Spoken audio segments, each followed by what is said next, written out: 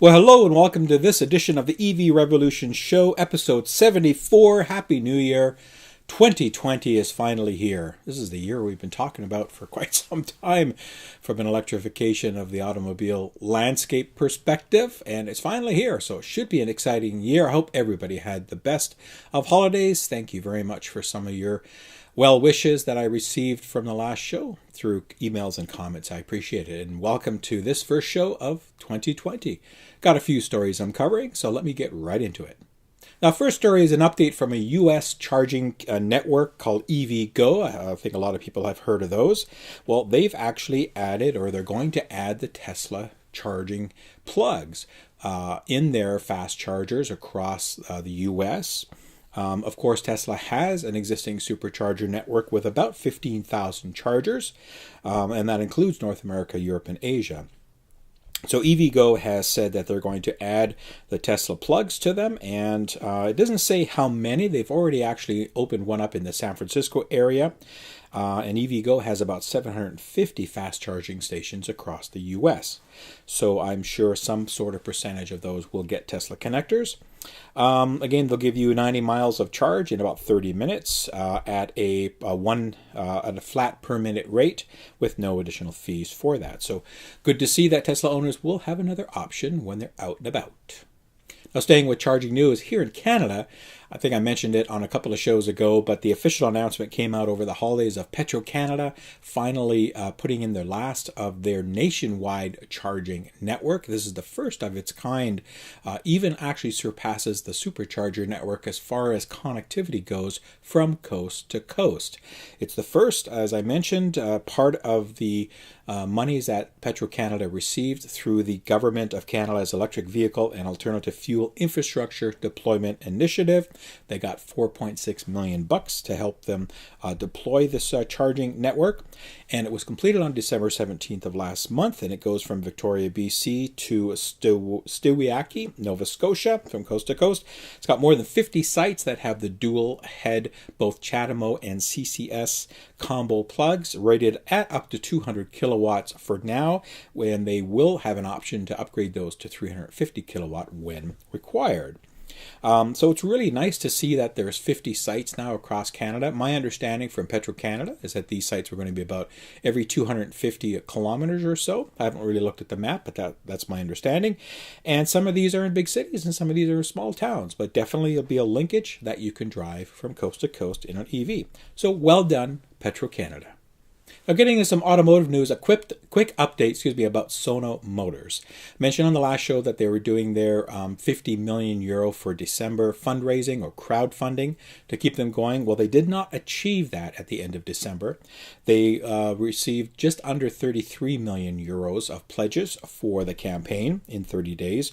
So what they did is they took a couple of days. They went out to the Sonos reservation pool, the community of everybody that's got a reservation in for one of the Scions, and they asked them if they thought it was a good idea if they could extend the crowdfunding for another couple of weeks. And overwhelming response said yes. Over 94% said yes. So they are extending it to January the 20th of this month. And hopefully they can receive their 50 million euros within that time. So I'll continue to watch and I'll continue to report on that progress when the time comes, and we'll see what happens. But good luck to Sono Motors.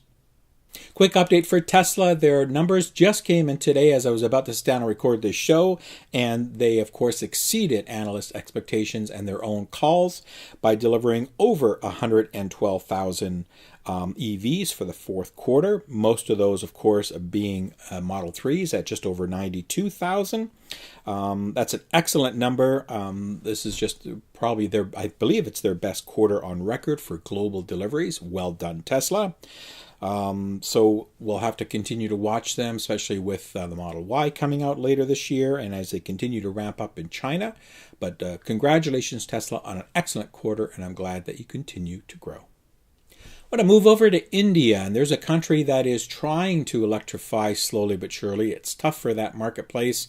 Such a vast country with a lot of rural elements to it and unstable electrical grid in many, many parts. But certainly within the big cities, they have their share of congestion and traffic issues, no doubt. And of course, two-wheeler and three-wheeler electrification has been very big. But So has cars, and Tata, India's automotive manufacturer, has announced their first all-electric SUV. It's called the Nexon, and it's just for their domestic market in India, and they predict that it'll have a range of over 300 kilometers, and you can actually start pre-ordering that now if you're in country. The official market launch for this vehicle is scheduled for later on this month or into early February. Final prices aren't fixed, but they are expected to be around the 17,700 euro mark, or to 21,000 euros, and you can convert that to the local currency. Again, 300 kilometer range, 245 newton meter torque, single motor, drawing from about just over a 30 kilowatt hour lithium ion battery pack to give 129 horsepower.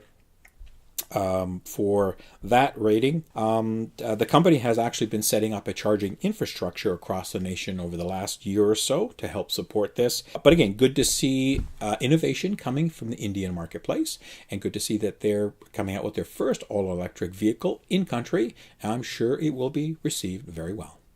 And I love, when countries like India and others develop their own electric vehicles, and Turkey is not to be left behind. I'm definitely going to butcher this, but the Turkian Otomobil Grisium Grubu, or TOGG for short, has established to make Turkey's the first global mobility brand by unveiling an early stage prototype of their all-electric C/SUV, or compact SUV, a vehicle that they have.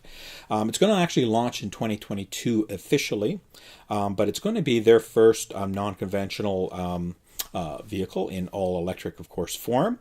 It's being developed on a brand new platform that TOGG has invented. So it's nice to see that they're doing a ground-up approach from development, not just taking an existing platform and electrifying it. So you'll get some benefits by doing a ground-up design. And all their intellectual property is all themselves. At least that's what they claim. There's going to be 2 different range packages for this vehicle. There's going to be 2 battery packs, either somewhere around 300 plus kilometer range or 500 plus kilometer ranges. They don't say the battery pack sizes. They do say that they will be liquid thermal cooled or managed with 8 years of warranty, which is kind of typical now. They'll have both a single motor and a dual motor for a single rear-wheel drive and all-wheel drive versions, with about 200 horsepower for the single and 400 horsepower for the all-wheel drive version. 0 to 60, 0 to 100 in about 7.6 seconds on the rear-wheel drive, and 4.8 for people who like that in the all-wheel drive section. And of course, it'll be connected, have all the smart features, have a lot of autonomy features as well. Level 2, maybe into level 3 is what they're claiming. And also, of course, they will be offering over-the-air updates for this vehicle, so they continually be able to change it. So nice to see that Turkey has now developed their own all-electric vehicle as well, and they'll be bringing this to market in the near future. So stay tuned for more info. A quick milestone about VW that they set last month. They delivered their 250,000th plug-in vehicle, plug-in electric car. So, of course, that includes both a plug-in hybrid and all-electric vehicle combinations of 215 since 2013, since they started selling them. Already this year, they've sold more than 70,000 plug-ins. Compared to 50,000 of last year. So they're definitely seeing that momentum to carry them into the ID landscape that they're coming out with.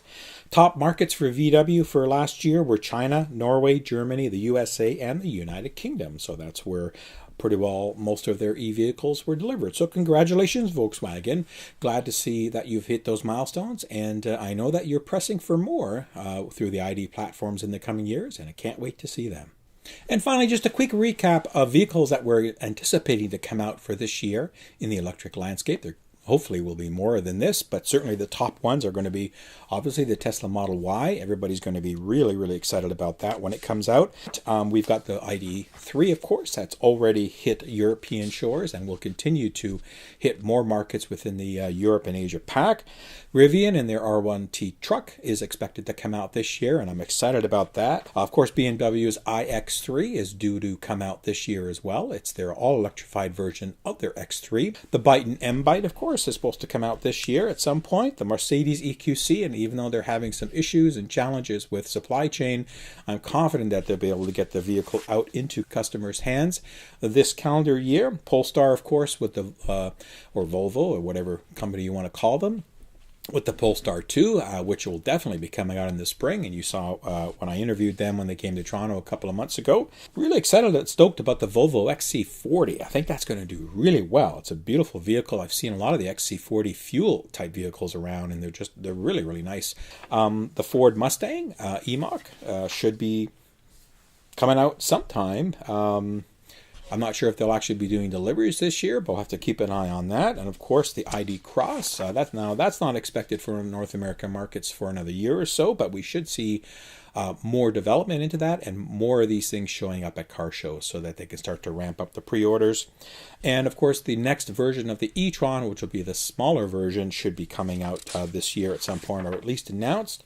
And then if you've got money to spend, there's also Aston Martin's Rapid E and the Fisker E-Motion are all vehicles which are out there as well. So just a few of the vehicles that we expect to be gracing our shores in various fashions for the 2020 calendar year. And I'm excited about this year. I think it's going to be a really cool year from an electrification standpoint of the automotive landscape, and we'll have to continue to watch and see what happens. All right, folks, and that's it for this episode of the EV Revolution Show. A little bit quicker show, as I did a lot of talking in the last shows. I want to thank everybody for taking the time to watch, to like, subscribe, comment on YouTube. Very much appreciate all the comments and the feedback.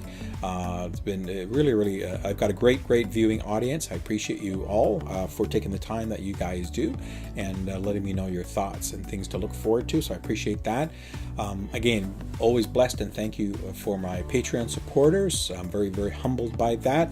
I do want to let you know that I did sell those items on eBay that I was putting up for the charity auction. Unfortunately, I didn't get what I wanted to get for those, so I basically didn't really make any money at all. I broke even on those with the shipping and everything. I congratulate the guys that won them. I appreciate you bidding, but I think in the spirit of charity, people didn't really want to bid higher than the minimum bid and run it up a bit. So a couple of folks got some good deals on those cargo mats, or sorry, on the floor mats. So what I did is I just put a donation myself to the Sick Kids Foundation on behalf of the show.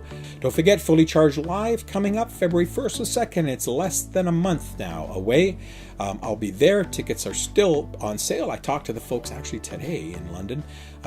We kind of chat every couple of weeks about the show, and they say tickets are selling really good. Well, they're very excited about the show. If you're interested, use my coupon code here to get your Fully Charged Live tickets. And I know some folks are going down. Please see me. I'll be there for a couple of days. You get 15% off, by the way, using the code off the tickets. I'll be helping on a panel on how to choose electric vehicles on Saturday as well, so I'll definitely be out and about. And I look forward to meeting a lot of people and hearing their EV stories. My contact information is coming up at the end of the show, so please reach out to me there. Please, if you're not subscribing, I would ask you to. It would help me go a long way. It seems like only about 30% of the people that watch the show, the viewership, are subscribers. And I know sometimes those pop-up things can be annoying, but subscribing is an important metrics here on YouTube, and it would really mean a lot to me if you would push that subscribe button and maintain your subscription. That would mean a lot if you feel like it. And again, thank you everybody for support. And until the next show, I'll see everybody when I see you. But everybody, please take care, and we'll go from there. Take care. Bye-bye.